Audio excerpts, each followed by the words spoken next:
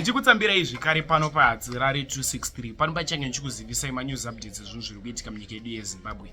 Kana uchiri munyowani pathis youtube channel kusubscribe mahara wetena on the notification bell so that pandinoramba ndichidzoka neamwe manews updates uchange uchingozvionera. Panapa uchange uchiwana manews updates ezvinhu zviri kuitika munyika yedu yezimbabwe. Saka ndati subscribe, ndati like this video, ndati share this video kune hama neshamwari. Vadikani, tine video remujaya abuda mastreets esocial media achitaura kuti muZimbabwe tatambura ende tiri kufa nenzara. Anga achiti vakuru pari kuda plani, hanzi itai plani nekuti tafa nenzara. Vadikani, toda kuti tilike this video, woshare this video kune hama neshamwari. Kana wanga usati wasubscribe ubva wasubscribe, zvinenge zvichireva kuti wava hama panapa pahadzirare 263. Zvanda kuitira da kusiya mchiona video, pedza kuona video tazvanofuka mucomment section. Ini semukomana hadzirare ndafunga kukutizai. Tusangana zvekare munguva inotevera. Manje so much love. Good morning, Zimbabweans. Okay, yeah. I hope you all good.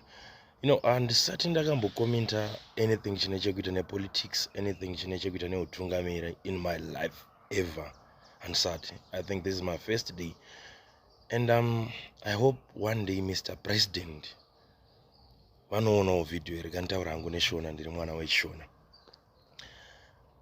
Mukuru, tatambura, tiri kutambura, mhuri yeZimbabwe iri kutambura. Isong yandakangokura ndichingoziya, nemi munotoiziya.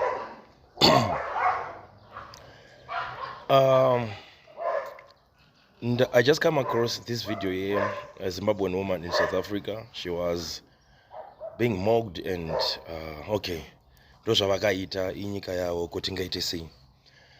Asi manje chandinongokumbira ndechekuti vanhu vakaita sana makandiwa vaya 1 million yaya tada kukwereta tichipa vafemberi vaya dai ndanga ndiri n'anga chaizvo oro munhu anogona kufembera ka. I could do something with that. Like one kachipatara kekumfakoze, one kachipatara kechitungwiza kanongonzi pa 1 million yaya ida kupuwa n'anga yaya 1 million yaya yazotengwa mushonga kuChina, nyange ukaita wefeki magumbeze. Mr. President, inonzi chi ZANU-PF tinoida izvo, hatina basa nayo. MDC hatina basa nayo. Whoever is gonna be on the throne hatina kana basa, hatina kana problem nemo. Chingoti nyebera iwo mumboitirawo video yatinongoona mushonga iri pasi zvongonzi zvaitwa neZANU-PF. That's enough for mhuri yeZimbabwe. Say week now, handina kana sende mudara, handina kana mari. Mota dzamunopa vaimbi vese vamwe dzimwe dzacho dzinodhura zvinokwanisa kana ungotenga tumushonga zvatwo. I don't know if Zimbabweans, you can try and get my point where I am going. Mr. Scott, you're one of the millionaires, billionaires in Zimbabwe. Just take a video mdara 6, 7, 8 mukwete muri one. I promise you Zimbabwe will be a better something. Zimbabwe can be a better country again. I believe in Zimbabwe so much. Mr. President, the reason why muri Zimbabwe ichikumokai or ichikutukai or ichishoropodzai makangogara mdara. Munototi zvimwe zvamunombotaura like papepa munoti mandu mukangotiwo mushonga takakutengerai mushonga iwe kungobuda pa mushonga zvechiwa tichiona mdara. We will be so much proud of you. Mwana anoshungurudzwa ozvimiririra ega, and that's being woman to woman. The difference between those two different countries is the language. But mazamu mamwe chete, magaro mamwe chete. It's just that iwo havana chavanoziya, vari kumaraini kwavo mudara, tingavaiti sei. Then in akomana, I don't know if there is anyone who is rich or whoever. Kutokumbira uko ndabatikana usingaiti ndikati akomana, but why is Zimbabwe mabva manyanyo iramwa? Zviri kuitwa na Mr. Geza or whatever zvamuri kuitana, and then shut out Zimbabwe, shut down Zimbabwe. That's your own time. To a certain point, some other day, I once think it would maybe vanhu vepolitics muneka game kamunotita. Because tinombonzwa kuti Chamisa zodai, Chamisa tari kuenda kuChamisa zvozongonzi zii, izvo Chamisa akanyara kuti zii. Munika kuti confuse kamunotiita kamwe kakuti jairira kamunongoita ta Zimbabwe makaisa muhomwe guys. Zimbabwe makatoitora makatoiti ndeyenyu. Okay, ndeyenyu. Chiitaiwo something. I was in Mpakose pandambodzokera kumba. Pangori neka katara. Katara kakadai. Patova tanzonzi ningapuwa mota, ningapuwa. Motikari dzese dzakapiwa na say week news dzese dziri 10 or dziri 20. Pakangoitwa one chipatara. One. President vo challenge wao. I don't know what will be kana guys kana makagara ma office mwa mnimitaura nezve. China iri kungotora gold. Munogona kuita deal nayo. Mopa China imimi gold. China yokupa mshonga. That is enough. Magumbeze vakadzi vozvarawo zvakanaka, vana vechikuru vongoitirwa kana mabooks. Kwete munana Harare kune dzimwe nzvimbo dzekuti kune imwe nhamo inoshura guys.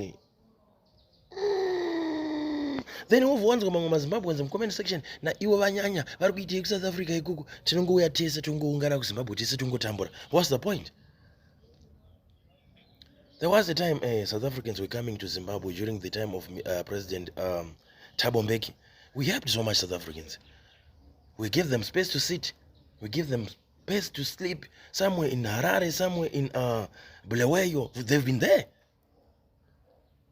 But it's also hatikwanise kuva moka, hatikwanise. We've never been raised like that. Only poor, rich people like Sewick now. Those are contents. I always tell people that those are contents that they do. Kuto create a content kwe wanengo apa chapresa mota 1 million. Apa ningirikini mota 1 million. Baba ningirikini wapiwa. That's bullshit, bros. That's totally nonsense. Yes, it's your cars. Go ahead and give whoever you want. But hatinaho kana one chipatara. Hatinaho kana one chipatara. Chinopa kana muno discipline. Hatinaho kana one chipatara chinokwanisa kupa munhu kana one thing. One. What happens to Africans? Black life matters. We all humans. But at this point it doesn't make sense because our own president cannot do anything. Our own president mdara makangogara. Like I'm saying this from my heart. It pains me. Like you just sitting on the throat mdara. Mari says it not we don't care anymore. We don't really care anymore. Just please do something. Please. 1 million is nothing to you guys. Just provide mama. Zvinongodiwa muzvipatara. Electricity ukatoenda kana kubudirira unoto magetsi anoita zvekuvhizita. Anouya ka 1 pagore. Akuita nge Christmas magetsi acho tinototi achazouya. When? What is life? I don't know. Inini hangu handizivi.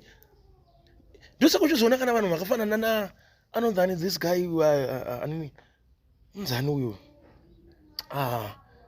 anototaura zvine musoro chinoti anototaura zvine musoro